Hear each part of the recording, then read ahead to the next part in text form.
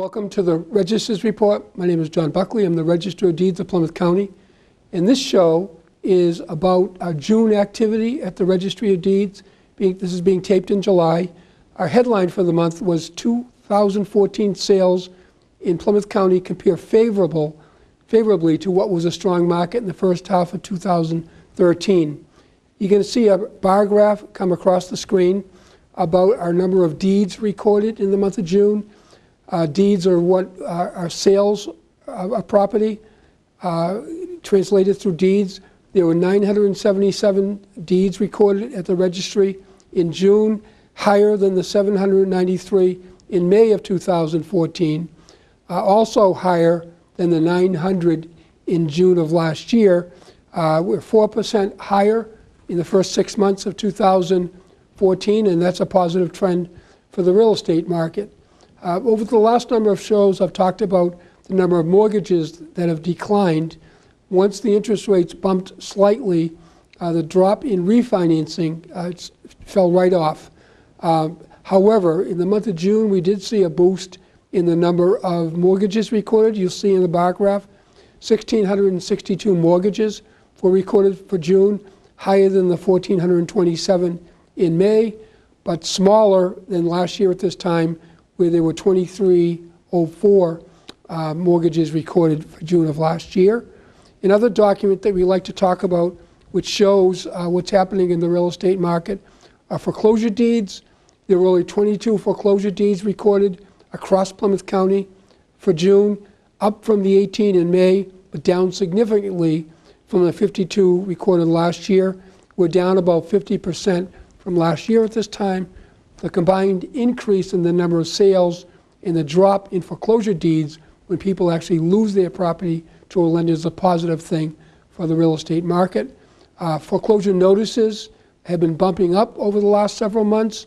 Has not always resulted in a foreclosure deed. A notice is the first document we see at the registry that shows a property is in trouble. You'll also see a listing by community of all 27 communities and the number of foreclosure deeds in orders of notice for each of those communities in the month of June. Obviously, you can see that Brockton and Plymouth are still our communities with the greatest trouble. And I'd just like to say we're going to have a great show this month. My guests, Elizabeth Libby Bates from the Marshfield Assessors, and Rocco Longo, the town administrator for the town of Marshfield, are going to talk about the issue of floodplain zone changes and the maps that accompany them, which is going to affect real estate in the future. I also want to mention that our training room at the Registry of Deeds, which we've had hundreds of people come through over the beginning of this year to get more online training in how to research our records, which has been suspended for the month of July and August, is now accepting individuals that want to come to the training room for September. The first Thursday of every month, we run a training session with our IT department that shows how to access plans, deeds, mortgages, anything you might need in your practice. We started with municipal employees and went to real estate professionals, and it's been a great opportunity for people how to learn how to research our records in the best way. So I'll see you in the next segment with Libby Bates and Rocco Longo. Thank you. A single ember from a wildfire can travel over a mile. That ember can ignite and destroy your home or community. You can't control where that ember will land. Only what happens before it does. Visit fireadapted.org to learn how you can help protect your community from wildfires. Welcome back to the Register's Report. My name is John Buckley. I'm the Register of Deeds of Plymouth County. In this segment, we always try to do something educational in nature. And I have two great guests with me on a very current issue. I have Elizabeth Bates from the Marshfield Assessor's Office. Elizabeth? Hi, John. Libby. After all these years, I know. Libby. Libby. And Rocco Longo, the town administrator. John, thank you. Of Marshfield. And Libby and Rocco, I know we've done a show on this issue before, but the issue of the floodplain zone maps are very current now. Plymouth County has 10 communities either on the Atlantic Ocean or on Buzzards Bay. And it's a hot issue in the real estate community. It's a hot issue in your town. So you both have been very active in this issue. I thought it'd be helpful if first you could just give some background about how you came to your current position. Rocco? Well, we were surprised a couple years ago when FEMA talked to us about these flood map changes, and typically when you get these big packets from the federal government, you kind of put it aside because we're pretty busy. But fortunately in Marshfield, the town engineer, Rod Procaccino, the town planner, and others started to look at those maps, and long story short, they discovered it was going to have a significant impact on Marshfield, and that we noticed that the floodplains have expanded significantly, so there'd be thousands of new houses in the floodplain, and as a result of that, we put a team together in our town government that included the people I mentioned, the town engineer, the town planner, myself, and others. We worked with the state rep and our congressional delegation, and we did some research. We ended up hiring some consultants, so we're actually appealing those maps right now. We could talk about that if you want to get into that, but so we found some concerns, but we knew that it would be a significant impact where people who never paid for flood insurance in their lives and had a house passed on from generation to generation now would be stuck with a significant bill, and we needed to support the community, and we did that. And Libby, in your role with the assessor's office, you're the chief assessor, is that the title, or what is your title? That works. Okay. And chief, principal, whatever. Obviously, in your role at assessing values, you come across a lot of issues regarding this particular concern. You want to talk about how all of a sudden it came to your attention and how you got involved with it? Well, it came to my attention back in the fall when the town put together a meeting with the communities of Scituate and Marshfield, members of FEMA, members of the insurance industry, and as the assessor who is custodian of the parcel records and the maps and so forth, I went up to this meeting. It was my first exposure to it, and I was shocked at the reaction of people who had been informed by either their banks or insurance companies that their rates were going to go up. So I kind of, by osmosis, got sucked into the process. Excuse me. And as a result, because Marshfield has a very robust geographic information technology in-house, and because I have the parcel maps that, where people's properties are, it was a natural transition to bring those flood maps into my database so that people could access information regarding their property, whether they're impacted by the new maps or not. I get calls from property owners, I get calls from brokers, excuse me, sorry. I try to the best of my ability to help them determine whether or not they're impacted by the changes. Rocco was very gracious, and we did a presentation to the State Association on this topic a couple of months ago. So my job now is to see if there is going to be an impact on the valuations of people's properties. And it's a work in progress, and I don't know if you want to pick up here. I can share some of this later. I'll come back to that. Yeah. I'd rather first go to talk about the efforts of the town of Marshfield, and I invited you on the show because Marshfield really has been a leader in attacking this problem, and you've involved other efforts all up and down the political chain. You want to describe that? I think really what put us on the map, and it put us on the map because of what Libby just intimated, is that we had 1,500 people come the first time we had a public session that included FEMA. We had Congressman Lynch come. He's not, I think he might cover Scituate, but he's not really prevalent on the South Shore. Congressman Keating has been a very active participant, very helpful to us. Senator Warren and Senator Markey have come to Marshfield to help us. us. And I think everybody in our state rep, Jim Cantwell, the state senator gets involved, Bob Hedlund, but we all have been working. And I think when we had that meeting, it showed the elected leadership how significant this issue was and how frightening it was to people. We spent the day, that meeting was supposed to start at 4. People started lining up at noon to come into the meeting. FEMA didn't show up till 4, and it was a very, very busy day for us. So then, as a result of that, that meeting really was a joint meeting with Scituate, because Scituate's in the same boat, no pun intended, as we are about flooding.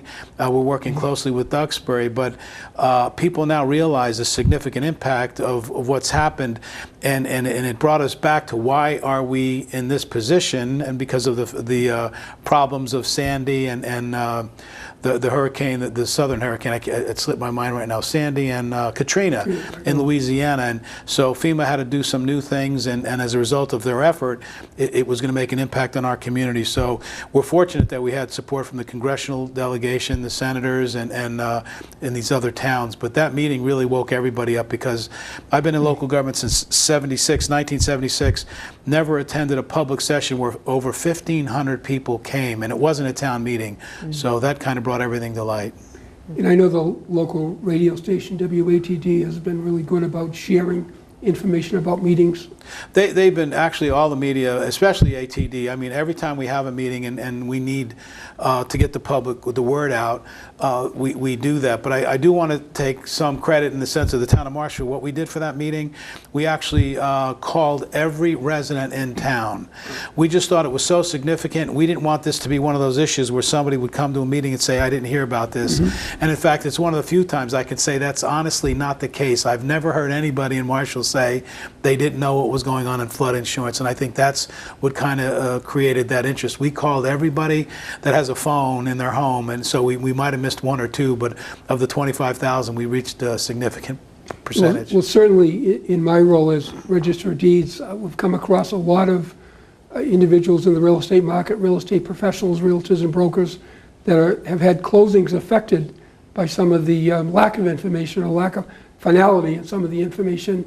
And I know, Libby, you've actually put together some specific pieces of data relative to some of those issues? Yes, I just brought a couple of graphics, because a picture paints is worth 1,000 words, just to help people understand what, as the assessors are looking at, if this is indeed having an impact.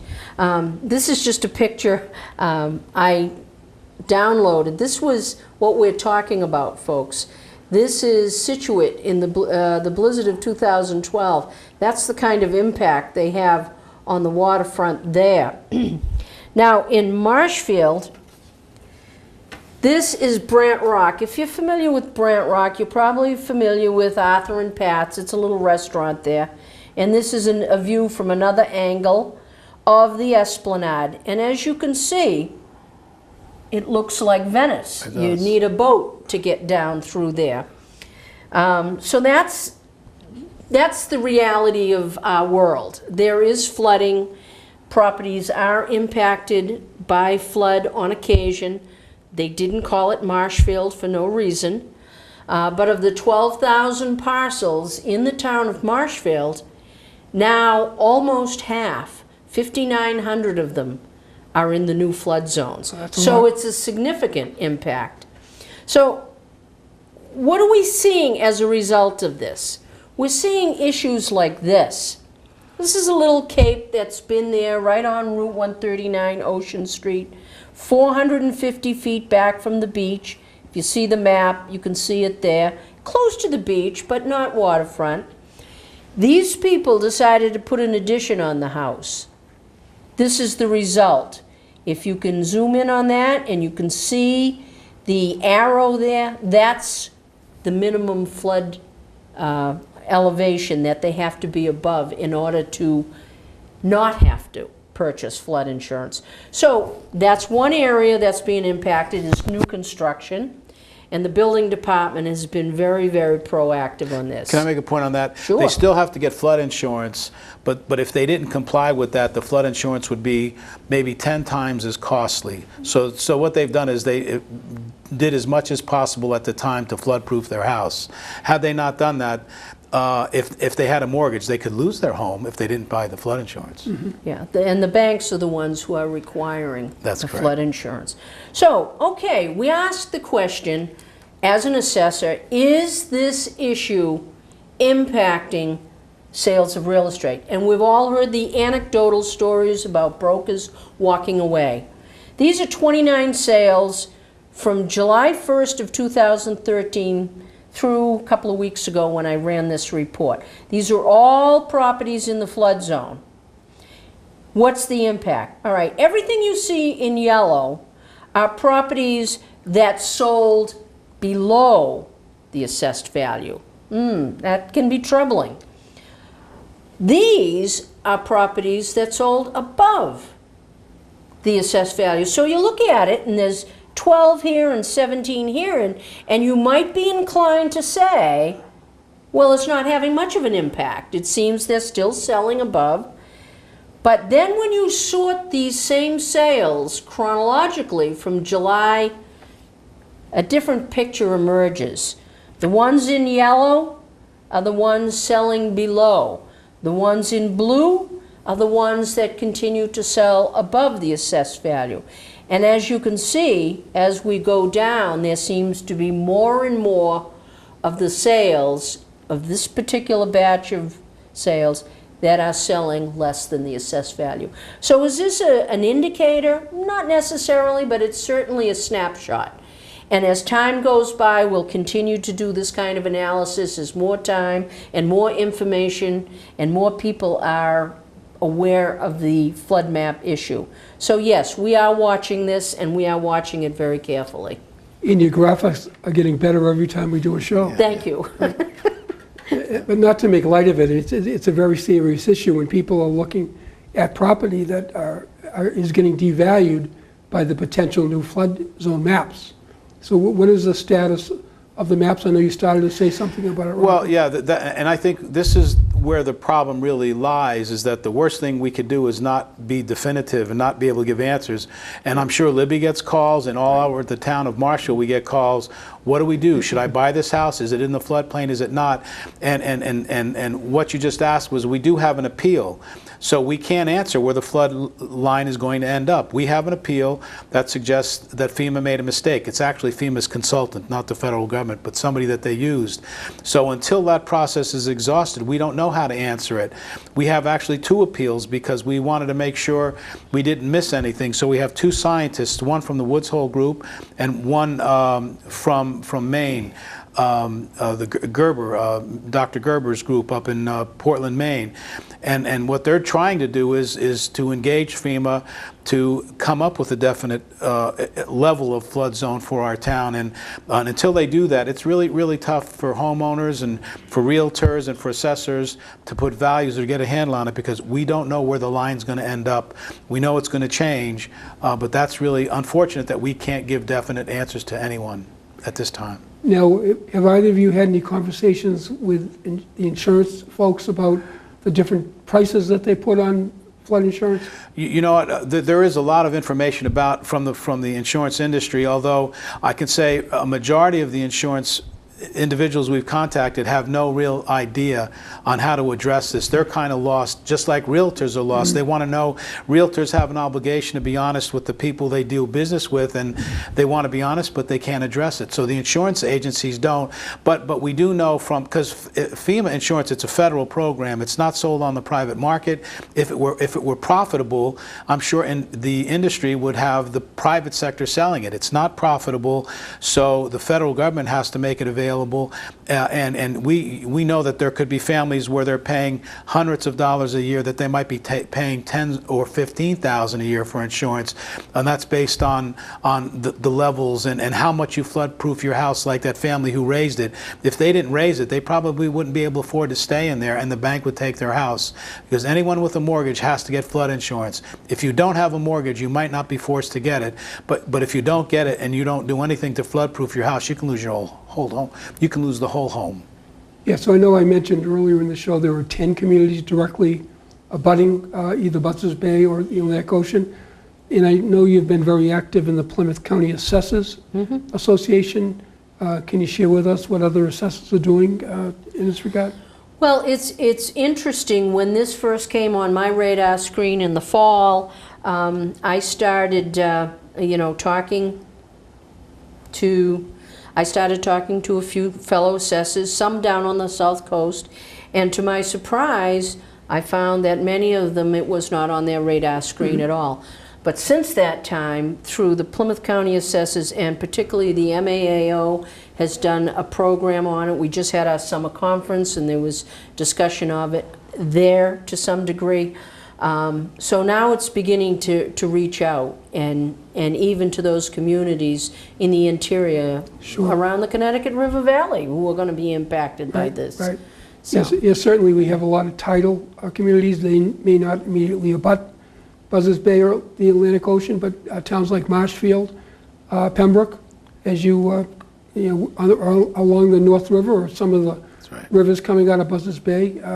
I think it'd be a great topic when we have our annual meeting at the registry with the assessors to get into, because certainly we're both interconnected with our roles in it, and values of property are important to you and to us. Any look for the future, Rocco? I know we're getting a little hand signal here. We're getting a little close. We just want the people to be patient with us because we're doing the best we can. It's in the federal government's hands, so until they respond to us, and I know our congressional delegation, they're doing the best they're able to do, but when we know and we have answers, we're going to present them publicly. Yeah, I know other state reps that I talked to. I talked to Jimmy Cantwell the other night. He's been very involved, and I know Josh Cutler, who represents Duxbury, is very interested in what's going on and staying real close to the issue. And other state reps and senators are very interested in trying to help out as they can. But I do agree with you that it's a federal issue right now that the congressional delegation, particularly Lynch and Keating in Plymouth County, have been very involved with. So thank you very much for coming on the show. It gets better and better every time we do it, Libby. And we will revisit this issue. I know that when I did a show with you on another station that I do a program, we had a lot of calls thanking us for doing it. So thank you for sharing that information with the public. Thank you for having us. Great. It was fun. Great. All right, you ready for some baseball trivia? Let's do it. What year produced the most no-hit games in the big leagues? 7 no-hitters in 1990. Wow, that's right. Now a question that's not trivial. How many children will witness bullying this year? The answer? 3 out of 4. 75%? That's right. How many of them will say something? Kids want to help, but don't know how. Teach them how to stop bullying and be more than a bystander at stopbullying.gov. I want to thank Libby Bates and Rocco Longo for the great job they did in describing current issues as it affects floodplain maps and the impact on real estate in Plymouth County. As I mentioned, there are 10 communities in Plymouth County immediately abutting the Atlantic Ocean or Buzzards Bay. So the information they share is important, and we'll certainly get some updates as the matter goes forward. In this segment of the show, we always try to do something a little lighter in nature. This show is being taped in July. The 4th of July has passed. The days are getting longer. A lot of people getting some beach time. So I want to talk about one of our prominent communities in Plymouth County that is along the Atlantic Ocean. We have a couple notable land records from Hull and an individual who's very active in Marshfield along the Boston Harbor Islands. First of all, you're going to see an image come up from a very well-known place, not here anymore in Plymouth County, Paragon Park. It was located on historic Nantasket Beach. It was home to the world's largest, tallest wooden roller coaster. And for many years, people would travel there for entertainment right on Nantasket Beach. It is not there anymore. There's a number of rides that are mentioned in our notable record, such as the Congo Cruise, the Wild Mouse, and of course the Giant Coaster. And it was there for many generations and closed in 1984. However, a remnant of Paragon Park is still near the site of the original Paragon Park. The Friends of the Paragon Carousel and individuals in Hull did a great job preserving that carousel. It's still open and running and a great place to visit if you have young children. and as you walk along Nantasket Beach, which is a great place to visit. The next notable record I want to show you is an individual that has had some great involvement with our oceanfront communities, a fellow by the name of Edward Rowe Snow. He was a well-known author and historian. He lived in Marshfield. He wrote over 100 books, and he wrote books about shipwrecks and storms and buccaneers of the Atlantic coast and lighthouses of New England. And we have already talked in our last show about some of our well-known lighthouses. And he's perhaps most famous for being one of the flying Santas. The flying Santas would go up in a plane around Christmas time and drop gifts to the families of the lighthouse keepers out in Boston Harbor and offshore.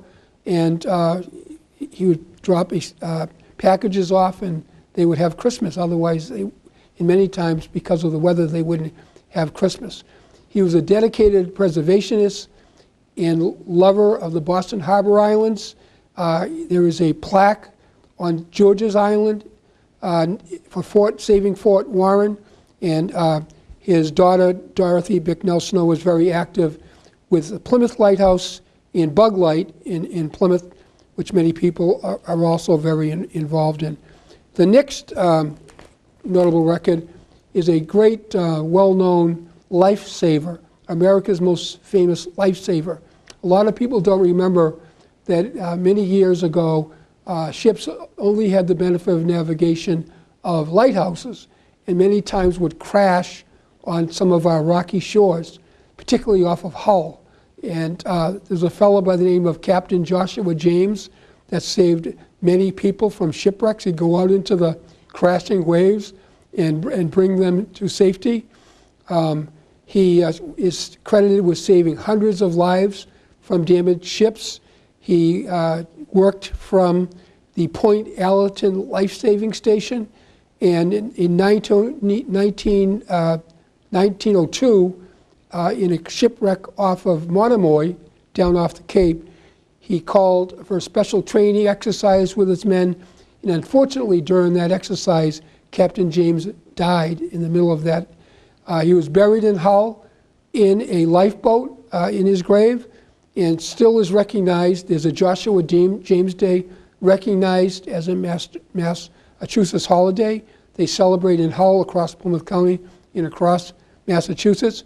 If you have not had a chance to go to the Hull Life-Saving Museum, please do so. It is in the same building that Joshua James had worked from. It's a great little visit to see a history of how people saved lives in the past. Every year, the United States Coast Guard grants a medal in Joshua James's honor. I want to thank PAC TV for allowing me to do this show. Lorna Green Baker and Christine Richards from my office helped me put this together. David Antoine, PAC TV, allows us to get this show out to the people of Plymouth, Kingston, Duxbury, and Pembroke. Helping me today was Tom Bolus in the control room, and Michaela Abbott, who worked the floor with me, making sure I stayed on time and on focus. And I just want you to have a good summer, and we'll see you next month.